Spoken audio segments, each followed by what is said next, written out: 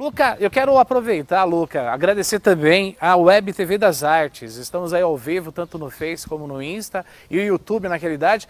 E ó, só que espaço lindo que nós estamos hoje aqui, Luca. Dá essa força para minha equipe, que é a Fábrica de Sonhos. Olha, todo esse espaço aqui, com várias artes ali em cima, que eu não vou especificar o nome para vocês, já foi me apresentado, conheço toda a estrutura aqui já, porque daqui a pouquinho a Cristina vai estar conversando conosco. Eu quero convidá-los então para a gente agora dialogar com o nosso convidado todo especial, não é? Porque ele é professor de Biologia e Ciências, atualmente está ministrando aula na Escola Estadual Professora Leda Felice, isso mesmo.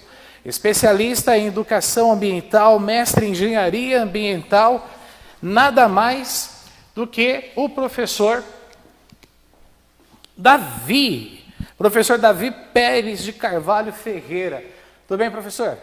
Um toquezinho no ar. Boa tarde. Tudo bem, professor? Bem-vindo. Fique Obrigado. à vontade, pode sentar. Se apresente, por favor. Bom, boa tarde a todos. Meu nome é Davi Pérez de Carvalho. Como o Ronaldo já disse, sou professor de Biologia e Ciências na Escola Estadual Professora Leda Felice Ferreira. Fiz especialização em Educação Ambiental pela USP de São Carlos, também mestrado na continuidade desse trabalho, por influência do meu professor ainda na graduação, André Cordeiro Alves dos Santos, ecólogo, e pela imagem dele, exemplo, e também pelas vivências de um garoto que cresceu na periferia de São Paulo, Capão Redondo, com as dinâmicas do cotidiano, aprendendo e convivendo com dificuldades e felicidades do dia a dia, me conduziram para esse caminho e que hoje faço com muito orgulho, sendo um educador, trabalhando mais na tentativa de mostrar uma volta à natureza, uma vez que nós, descendentes dos primeiros povos aqui no Brasil, esquecemos como olhar a natureza. Nós nos tornamos desconexos, nós nos isolamos, ao invés de perceber que fazemos parte do meio e o meio faz parte de nós. Bacana, professor. Quantos anos o senhor está lecionando hoje na rede estadual? Na Escola Leda Felice eu trabalho há 18 anos, também já trabalhei na Escola Sônia Maria, também trabalhamos com educação ambiental naquele espaço.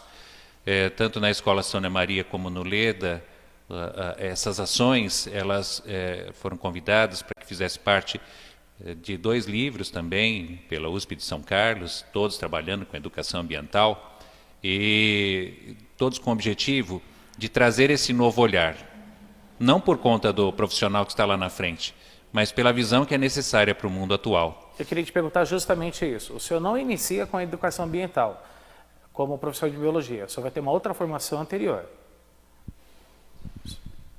Não, essa é a minha primeira formação. Essa é a primeira formação. Mas sim. o senhor também chegou a estudar jornalismo um tempo. Pois é. Eu, ainda quando adolescente e jovem, pensando na formação, primeiro seduzido pelos cursos de moda e também gostava muito de fotografia e que também faz muito parte dessa nossa vivência. Eu comecei no jornalismo, mas ela não me satisfez por este motivo que já falei, da necessidade de enxergar muito além, né, do nosso simples cotidiano. Todo ano o senhor tenta realizar um trabalho específico? Como que é feito, como que iniciou esse projeto, na realidade, esse projeto ambiental na nossa região, especificamente da Basílica da Serra, pelo senhor? Quando eu me tornei professor, eu, antes de mais nada, sempre fui muito curioso e sempre me questionei de como que nós compartimentalizamos tudo. O curso de Biologia foi o que mais se aproximou dessa resposta, de como que humanos, animais, plantas coexistem nesse mundo mesmo sem você perceber. Daí o fato de fazer a faculdade e depois o curso de Educação Ambiental. E no curso de Educação Ambiental, a temática dele era a visão holística em relação à bacia hidrográfica de como nossas ações elas interferem no meio e principalmente nos recursos hídricos. Falar de recursos hídricos, eu acho que é a chave para poder discutir todas as alterações e interações que o homem faz na natureza.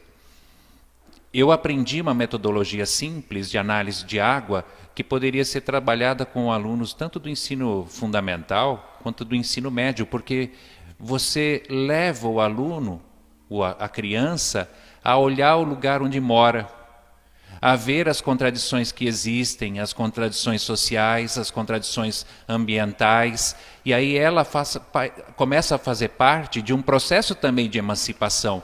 Como diz Paulo Freire, você mostra o caminho, ou na verdade você constrói um caminho junto com a criança e com o adolescente, e a partir disso o olhar dele para o ambiente onde ele mora começa a amadurecer, e ele enxerga o que precisa mudar e o que precisa ser conservado. Professor Davi, eu fico imaginando que o primeiro ato, conversando com esses alunos, deve ter sido muito difícil.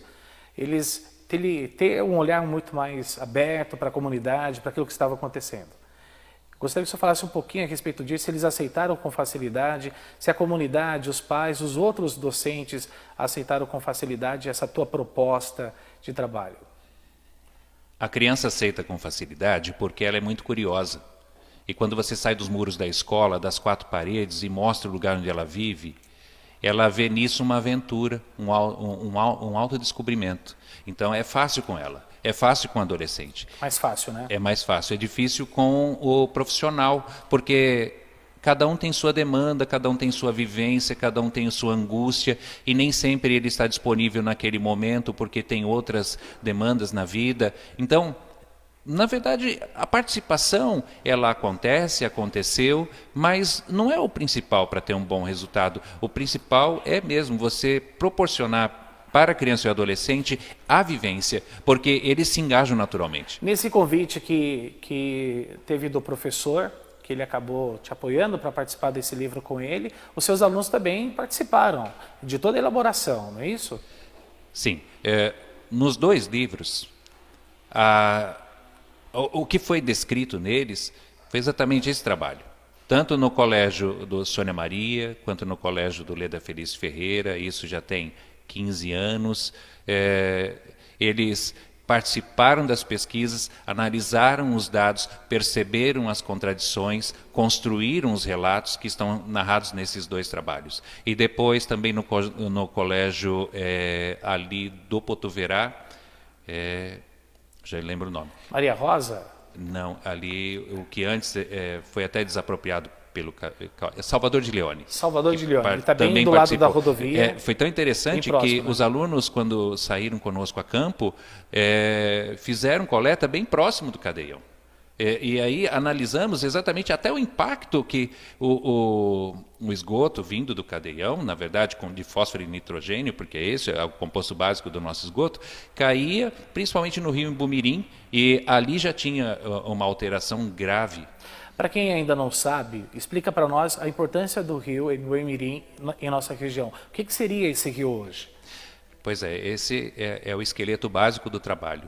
Tanto na Escola do Leda, no Salvador de Leone, no Sônia Maria, nós quando analisamos o meio e falamos das contradições, nós estamos, acima de tudo, falando da bacia hidrográfica Guarapiranga, que sofre muito atualmente. O rio Imbumirim, ele tem um dos afluentes próximo do Leda, uma caixa d'água, na verdade a antiga Aguada Pública de 1882, bem próximo do centro, que corre agora por baixo da escola. Os alunos eles andaram pela mata ciliar que tem ali próximo, e ele acaba chegando ao rio Imbumirim, que depois carreia todo o esgoto de Itapecerica, mais o esgoto de Imbu, mais parte ali próximo do Jardim Ângela, para o reservatório Guarapiranga, ou seja, um aporte de nitrogênio e fósforo muito grande, mesmo com as áreas de várzea ainda preservadas em partes pelo Rodoanel, mas o impacto é muito grande atualmente. Então, quando o aluno percebe isso, ele consegue entender como as ações humanas acabam também impactando o meio ambiente de maneira muito grave e retorna para ele. Porque, nada, são 6 milhões de pessoas que dependem do reservatório da Guarapiranga. Você tocou num ponto muito importante. Nós estamos aí quase concluindo o Rodoanel, né? Para quem está chegando agora, Hoje aqui na TV das Artes eu estou conversando com o professor Davi Pérez de Carvalho Ferreira, biólogo em educação ambiental, especialista em educação ambiental, mestre em engenharia ambiental e professor da Escola Estadual Leda Felícia, ali no Jardim Paraíso, Itapecerica da Serra. E nós estamos falando justamente desse meio ambiente que nós estamos vivendo hoje, porque na Quinta Mostra Regional, em Bai, nós estamos justamente celebrando o Dia da Mãe Terra, não é? E aí você comentou agora sobre a questão do rodoanel.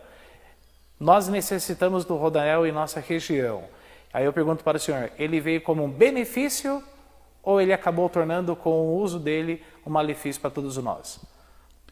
Num primeiro momento, nessa década, ele desafoga o trânsito de São Paulo, facilita a vida de algumas pessoas para ir para o litoral, mas quem já pôde assistir ao pequeno documentário feito pelos alunos do SESC, chamado Entre Rios, percebe que o modelo econômico que o Brasil adotou, na verdade, desde a década de 40, quando ele faz a opção pelo transporte individual ao transporte coletivo, coloca em xeque esse modelo. Eles funcionam por pouco tempo, máximo uma década, um pouquinho mais, mas logo em seguida ele fica exaurido, porque o número de caminhões, de carros e ônibus, eles não param de aumentar, porque esse é o lucro atual, né? É o modelo, é o modal de transporte no Brasil, e o trem ele fica em segundo plano, ou ele é inexistente, acabaram com todas essas linhas, e ao mesmo tempo em que você coloca um modelo como esse, você estimula a especulação imobiliária que aconteceu em torno do rodoanel, em todas as grandes vias da cidade de São Paulo, como no Brasil inteiro, você amplia o desmatamento, como aconteceu no rodoanel, especialmente em cima das áreas de várzea do rio Imbumirim e das outras áreas de várzea da represa Bírings, por exemplo, do outro lado da cidade. Agora o problema é no Cantareira, para daqui a pouco também ele está completamente sucateado, porque ele não vai dar conta do trânsito, porque o problema não é o trânsito, o problema não é priorizar o transporte individual, mas é o transporte coletivo, que a maioria dos países perceberam isso, mas aqui ainda tem muitos conflitos de interesses econômicos e que é ele que acaba imperando e determinando como o país se desenvolve. É a mesma coisa em relação ao agronegócio, à mineração. Tudo tem a ver com um modelo equivocado, porque nós esquecemos que os nossos nativos, que nós que somos descendentes nativos, entendemos a natureza como um todo e não como parte. E a gente percebe ainda também que hoje, de uma forma ou de outra, a gente já não tem mais acesso ao próprio centro de São Paulo utilizando a Regis, né? Porque todos os dias o trânsito está parado.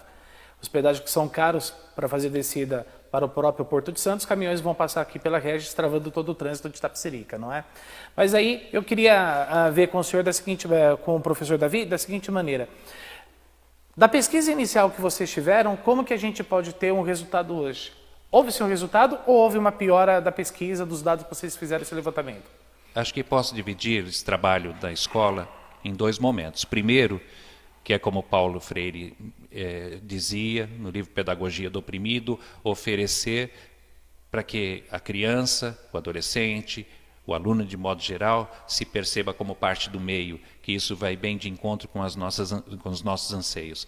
O segundo passo, a segunda parte disso, é de mostrar os grandes impactos que o modelo econômico que escolhemos, na verdade que escolheram para a gente, estão atuando nessa nossa região, com especulação imobiliária, onde não se controla mais o desmatamento desenfreado, a construção do próprio rodoanel, que ele é cheio de irregularidades do ponto de vista de ouvir as pessoas, as ONGs foram caladas, a legislação não foi cumprida, e tudo isso foi possível de perceber por parte dos meninos, porque grande parte deles, eu não diria todos, e às vezes até fico pensando se valeu a pena. Uma boa parte quis fazer biologia e por conta disso mesmo. O senhor chega até a se emocionar, porque de fato é um trabalho muito rico que se tem, e aí todo o seu trabalho como base de pesquisa, eu ainda reforço que a ecologia e a preservação dos recursos hídricos, né, professor?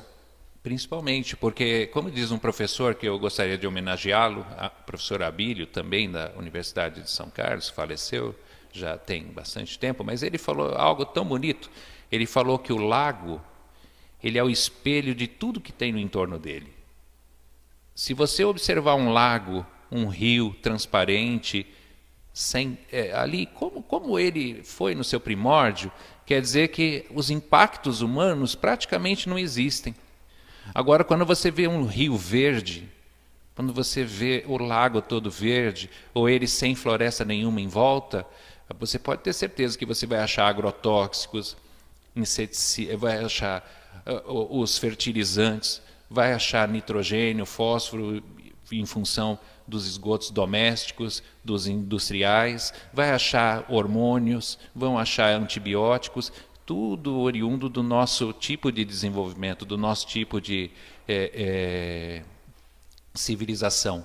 Então ele é o espelho. Hoje a represa Guarapiranga, ela é considerada um lago mesotrófico, porque é tanta carga de esgoto que chega naquele ambiente e que isso vai ter uma implicação no futuro, afora de que o desmatamento também da nossa região, em breve, daqui a 10 anos, se continuar no ritmo que está, nós vamos ter vários exemplos como o da Cantareira, com baixa quantidade de água, porque pode parecer que nós estamos com uma riqueza em água, mas esse ambiente nosso não é rico em água.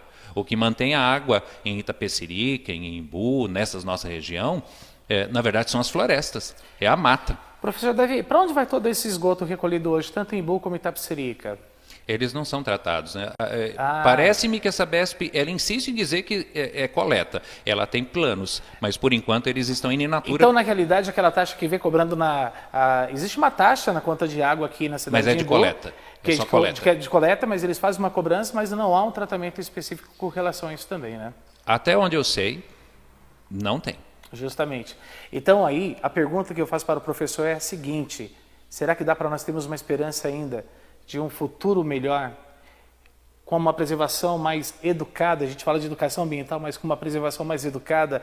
Será que dá para conviver com esse meio? Aí eu estendo, professor, porque alguns devem estar perguntando também. Mas dentro da própria agricultura, sem o agrotóxico e tudo mais, é possível ter um plantio em alta, crescente, para se manter uma sociedade? Essa é a pergunta que a ciência tem de resolver, tem de nos dar os caminhos, assim como ela deu caminho em relação às vacinas, em tempo recorde criou mecanismos para que as pessoas pudessem ser imunizadas, e sonhamos com isto num país, ainda mais num país como o nosso. Eu acredito que a ciência pode dar muitas respostas. Você pode fazer pequenas estações de tratamento ao longo dos bairros, diminuir o aporte de esgoto nos rios. Nós podemos ter planos de habitação que até hoje não foram colocados em prática de maneira digna nessa nossa região aqui da bacia hidrográfica do Guarapiranga. Os agrotóxicos podem ser diminuídos com os exemplos da agrofloresta, da biodinâmica. Tem tantos motivos. É óbvio, né, que para grandes extensões, talvez a demanda precise muito mais e a ciência precisa dar mais respostas, mas a verdade é que nós ainda não apostamos corretamente no caminho da ciência. Nós estamos indo por uma lógica mercadológica, né, e menos científica. Muito bem, gostaria que o senhor... Perdão. Só para complementar, hoje os estudos, principalmente da FAPESP, as que recebem apoio do governo para pesquisa, não trabalham mais com inventário de seres vivos. Eu não posso desenvolver um projeto de poder fazer levantamento faunístico da Mata Atlântica ou botânico, porque isso não interessa. O que interessa é a biotecnologia hoje. Então, a ciência... E aí lembro das palavras do professor Hilton Japiaçu, ela não é neutra, ela serve de acordo com os interesses, tanto do pesquisador quanto do governante que apoia as pesquisas, e nós temos que ter essa ideia. Então, eu acho que é o momento de mudarmos a forma de fazer ciência e também de educação, para uma outra que tente, da melhor maneira possível, garantir uma certa neutralidade e fazer o que deve ser feito, não ser regido por motivações políticas e econômicas. Professor Davi, o nome dos dois livros, por favor? O primeiro é Transformando Utopia em Realidade e depois Germinando Sementes, os dois pela editora Rima, e que narram essas experiências em que nós tentamos desconstruir conceitos e mostrar o quanto que nós somos dependentes da natureza e ela da gente. Nós não somos isolados nesse mundo. Então, quem quiser adquirir, a editora Rima é a editora que tem os 2 livros, para conhecer um pouco mais do trabalho de vocês, até mesmo com esse ensejo dos alunos nessa participação. É isso mesmo. Muito bem. Quero agradecer mais uma vez ao professor Davi pela presença. Muito obrigado por todo esse trabalho que ele tem realizado em nossa região. Suas considerações, professor? Eu gostaria de agradecer esse momento, parabenizar todas as mães, milagre da vida que nos proporciona, o quanto que são exemplos num país como o nosso, e gostaria também de dizer que nós precisamos voltar às raízes. Nós precisamos vencer desafios, que é de tentar ver tudo como conectado.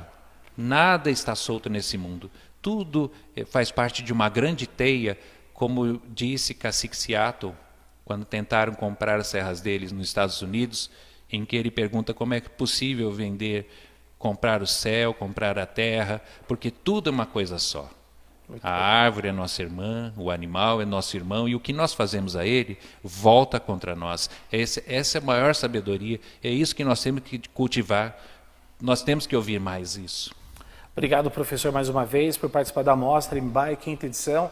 O intuito, na realidade, é nós levarmos até vocês a importância que se tem desde os nossos primórdios aqui da aldeia para os dias de hoje, não é? E aí, aproveitando, mostrar um pouquinho do nosso cenário, tem aqui um dos primeiros quadros da Marguerite Foga, que está aqui atrás da gente, e aqui eu vou pegar, está fazendo parte aqui também de cenário, esse pratinho. Professor, o senhor falou tanto comigo a respeito de uma visão protetora, de uma visão de viver, de fato, em uma harmonia com a terra, que daqui, ó, eu vou para o outro lado, vou conversar com um rapaz muito especial chamado Rafael, que vai explicar um pouquinho para a gente. Você acredita que isso aqui é de folhas? Eu acredito porque já li e já vi sobre eles, estávamos pesquisando, mas é muito bem feito, que nem parece. Então vem comigo, professor, mais uma vez obrigado. Agora eu vou conversar com ele. Surgiu de repente uma empresa